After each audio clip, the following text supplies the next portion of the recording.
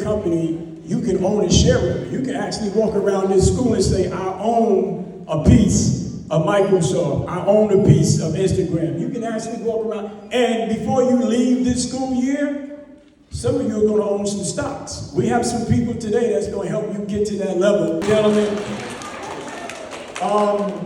brief history, anyway, brief history, I've been running around with Kadeem since last year. And we hooked up, and he came out to one of the BMCC colleges, and I was doing a project with Daymond at. And we've been in touch ever since.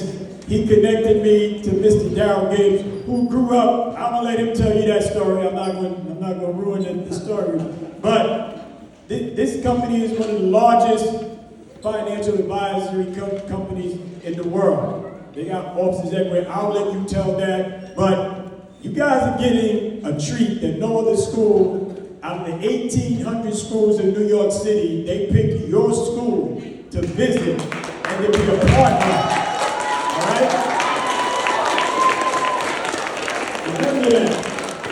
Out of 1,800 schools, 1,800 schools. That's a testament to all the teachers that I visited all your classrooms, who I'm going to let come up here for a second at the end, because I want them to be recognized, and all of you students, because we're moving forward on this financial literacy agenda, hardcore. So I'm going to turn the mic over to my brothers here so they can introduce themselves. So basically what I do with my clients and the people that I work with is I help them grow their money and I help them protect their money. The teacher that just presented a while talked about the stock market and how we can make our money grow in the stock market. A lot of the times when you get older, you don't really have time to watch the stock market or see how to watch different companies. And what my clients do or other people, they come to me so I can do the hard lifting for them. But this is a great program that you guys are in. Definitely make sure you guys are paying attention, because a lot of the stuff, especially what you guys just learned a while ago, or a lot of the stuff that a lot of people my age don't know. So if you guys can continue growing this skill, you guys will be phenomenal when you guys get out of here, all right? Like, make money, make money. How loud could you all get? There's other classes here. You want to disturb the school? Can we get loud? No, come on now. I want you to get loud. Make money, make money. Sorry, teachers. I didn't know they were going to get that loud. I'm so sorry. My name is Daryl Gibbs. I am the Chief Diversity Officer. I'm a lawyer. Actually, with Equitable, the company Equitable. Teacher, I'm sorry I didn't catch your name, but I didn't see my company up on the screen there. You can buy my company with $36 a share. We are yeah, it was a mistake. We got to talk later. So we're $36 a share. We should have been up on that board. So my name is Daryl Gibbs. I am from South Jamaica, Queens.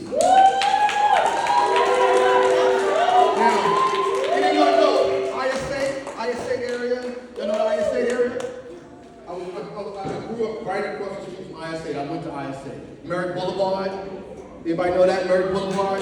Guy Brewer. Right down the block. That's where I live. So I'm from where you're from, and I appreciate you all and what you all are doing. This is fantastic. First of all, teachers, thank you so much for what you're doing. The curriculum is fantastic.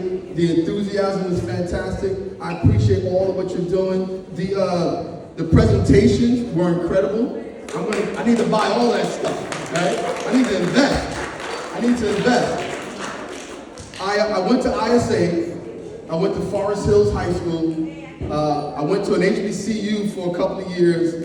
Unfortunately, I dropped out, and it took me 12 years to finish undergrad. I finished up at Brooklyn LIU in downtown Brooklyn, and then I went to St. John's Law School. So I'm from the same neighborhood you're from, and I went to law school, got my law degree, and I've been at my company for almost 20 years. And now I'm the Chief Diversity Officer in my company. When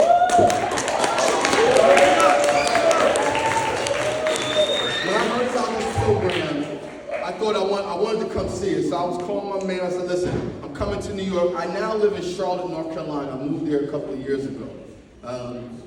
I miss New York. Right? I love New York. I miss New York.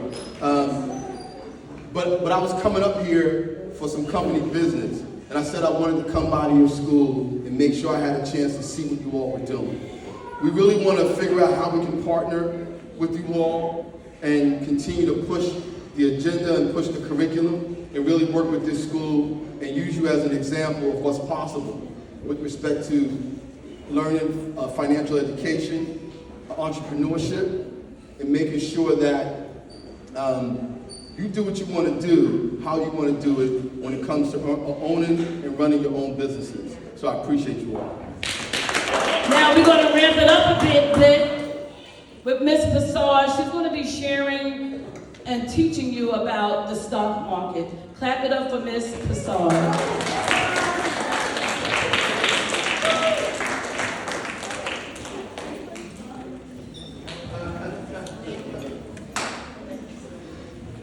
Thank you, Ms. Richard. So we have a slideshow that, can we start it? How do we start it?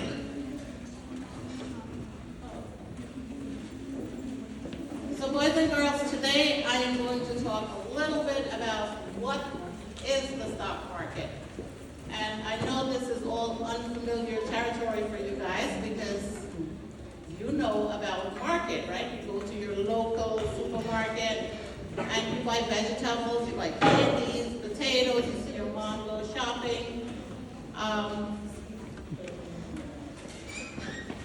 So today we are going to talk about a little bit about your local supermarket. We're going to make a comparison, and then we'll talk about the New York stock market. Okay, it's really the New York Stock Exchange, but it's, you know, we can call it the New York stock market. So while we wait, oh, here it is. So today we're going to learn about another type of business in the world of finance. So far, you guys have all been coming up with your proposals. I've heard so many stories where you want to open up a clothing business, a sneaker business, lemonade shop, candy store, bake store, and you all have wonderful, wonderful ideas. And what I want to do today is introduce you to another type of business. It's a little bit more abstract, meaning it's not a physical store. Okay. It's a little bit different from the regular store. You go to your local supermarket and this is what you see, right? Yeah, she's right there. She gets to be right there. So you go to your local supermarket, this is what you see. You see stocks and stocks of vegetables, right? Tomatoes and cabbages, potato, whatever it is. And you're buying, or your parents are buying vegetables. Or sometimes they buy tomatoes, they buy apples, grapes, and all those different things, and they pay their price and they walk out. In this store, when you look at this picture, you're seeing stocks and stocks of different types of vegetables. What does the word stock mean when I say stocks and stocks of different vegetables? Anyone? Go ahead, Emily, speak loud.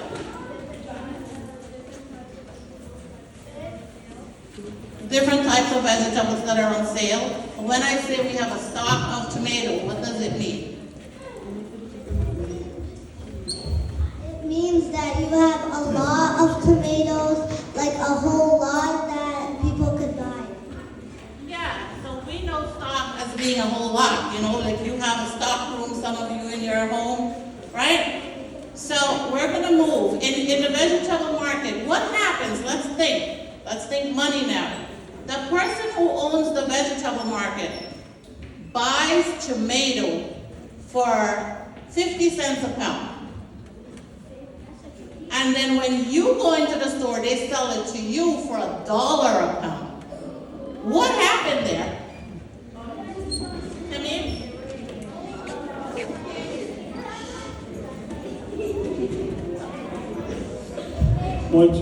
Yeah. Who was it? So to me, what happened there when go ahead.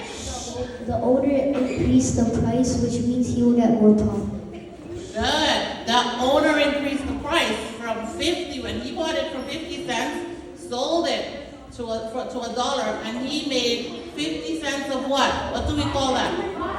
Profit. That's one of your vocabulary words. So the owner makes money by buying his products, his vegetables and fruits, by buying everything at a low price, and then selling it to you guys at a what price? Higher price. Good. If he doesn't do that, if he buys it at 50 cents and then he sells it at 25 cents, would he be making money? No. Would it be worth it for him to operate that store? No. How would it be? Tell me. Who said yes? He wouldn't make a profit, so how is he going to pay his rent and his employees and himself? The only way he can do that is by selling his products at a higher price, right? Well, let's move to the next slide. So, this is how the owner makes money. By making sure that whatever he's selling his product for, the price is higher than what he bought it for. So if you look up here, he bought the tomato for 50 cents a pound, but he sold it for $1 and he made 50 cents profit. Okay? So the stock market that we are going to talk about operate on the same principle. Let's go to the next slide. So this is a picture, and I want you to look at the difference between the vegetable market that you looked at versus this picture here. This is called the New York stock market. And the New York stock market... Yo, y'all gotta get some respect to the teacher, man. Please. Otherwise, I'll pull out that rap or whoever's talking. I'm not gonna be on that prize. Give me your hands up. Thank you for that. So this is the stock market. Do you see vegetables and tomatoes being sold on this market? No, these are all companies that you see, right? You see, the New York stock market has companies like McDonald's, Adidas, Sony, Canon, Kellogg's. Think about it, almost everything that you can think of in terms of a company, 90% of them are most likely being traded on the New York stock market. And when I say traded, I mean sold or bought, okay? It's not bartering. So I just want to clarify that. So this is an example of what the stock market sells. Shares. The stock market sells shares of companies. So believe it or not, all of you are capable of owning a share of Facebook, Google, Citibank, Kellogg's, McDonald's, Burger King. They're all being traded on the stock market. But how can you buy a share? Because things have to be done before you can buy a share. So a share means a tiny little part of the company. Can you move to the next slide? So let's look at this. Shares are small pieces of a company that people can buy. Once you buy a share, you own a small part of that company.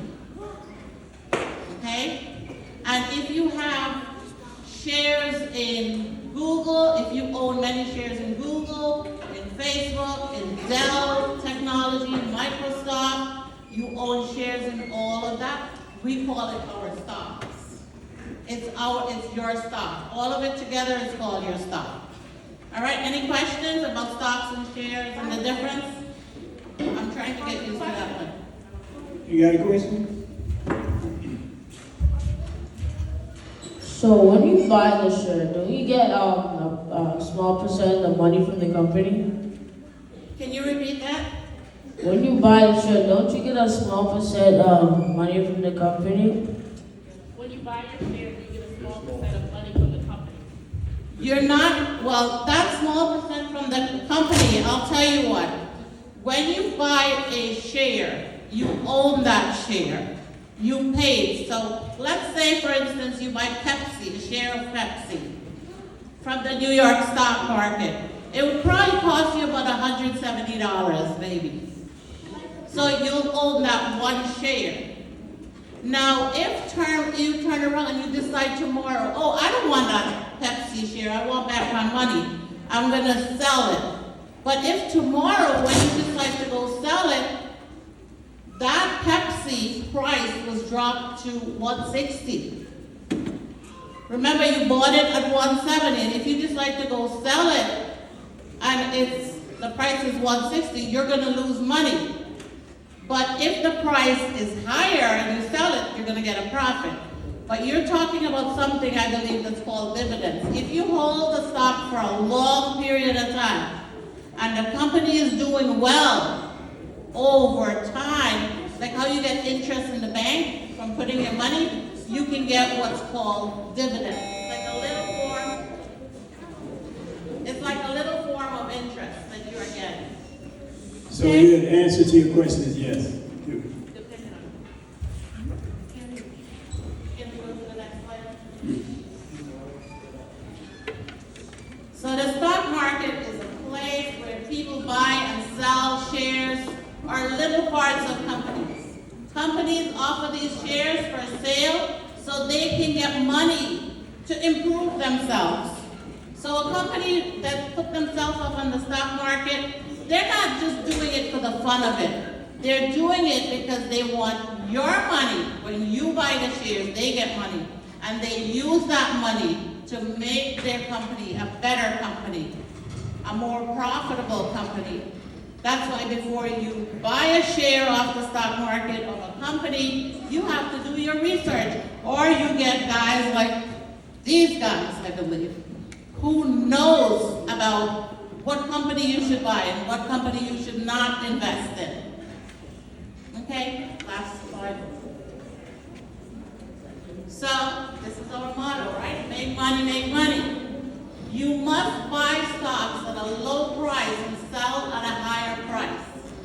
And here's our example. You buy the Pepsi at $165 per share. You can sell it at $170. You're gonna have a profit of $5. And if you do the reverse, then you have a loss. So this is my little presentation on what the New York stock market is. There's a whole lot more to it, but this is the best, I think, for us at this point. Big up, big up, big up.